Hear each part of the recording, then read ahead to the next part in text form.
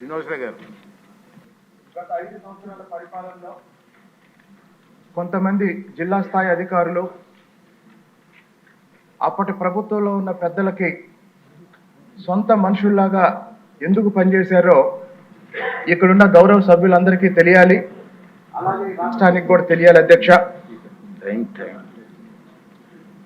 ఒక 20 సంవత్సరాల క్రితం 2004 ఎన్నికల తర్వాత అధికారంలోకి వచ్చిన ఒక పెద్ద మనిషి మొత్తం పరిపాలనా వ్యవస్థలో తన సొంత మనుషుల్ని డిప్యూటీ కలెక్టర్లుగా, డిప్యూటీ ఎస్పీలుగా నియమించే ఒక ప్రక్రియకి, ఒక దుర్మార్గానికి శ్రీకారం చుట్టి చంద్రబాబు నాయుడు గారు నమ్మి అనేక సంవత్సరాలు ఎంసెట్ నిర్వహణ అప్పగించిన ఒక మంచి పేరున్న అప్పటి జేఎన్టీయూ వీసీ గారిని ఏపీపీఎస్సీకి చైర్మన్గా వేసి ఆయన చేత ఈ దుర్మార్గాలన్నీ చేయించారు. అధ్యక్ష, 2004 తర్వాత 2004 నుంచి 2014 వరకు, మళ్ళీ 2019 నుంచి 2024 వరకు జరిగిన ఏపీపీఎస్సీ పరీక్షల్లో అధికారంలో ఉన్న వాళ్ళు వాళ్ళ సొంత మనుషుల్ని డిప్యూటీ కలెక్టర్లుగా, డిప్యూటీ ఎస్పీలుగా తెచ్చుకోవటం వల్ల ఈ రోజు రాష్ట్రంలో అనేక మంది అధికారులు నిన్నటి వరకు అధికారంలో ఉన్న జగన్మోహన్ రెడ్డికి సొంత మనుషులుగా పనిచేయడానికి అసలు కారణం ఇది. అధ్యక్ష, మరి ఈ నేపథ్యంలో ఏం చేయాలి?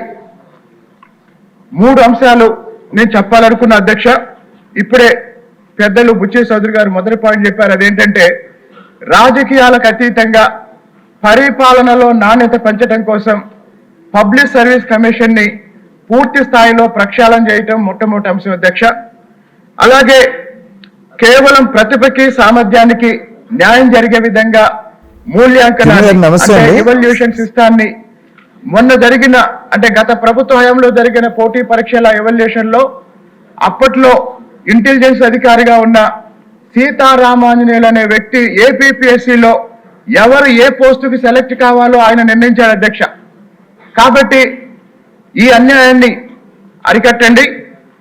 లక్షలాది మంది నిరుద్యోగులకి ఈ వ్యవస్థ మీద నమ్మకం కలగాలి అంటే గత 5 సంవత్సరాల్లో జరిగిన పరీక్షలన్నిటినీ, వాటి ఫలితాలన్నిటినీ సమీక్షించి తప్పు జరిగిన చోట తీవ్రమైన చర్యలు తీసుకోకపోతే భవిష్యత్తు ఉండదు. అధ్యక్ష, ఆఖరిగా చెప్తున్నాను. అధ్యక్ష, బైబిల్ ఏం చెప్తుందంటే మనం ఏమి విత్తుతామో అదే కోసుకుంటాం. అధ్యక్ష, కాబట్టి పరిపాలనా వ్యవస్థలోకి మనం ఎలాంటి వాళ్ళని పంపిస్తామో పరిపాలన కూడా అలాగే ఉంటుంది. అధ్యక్ష.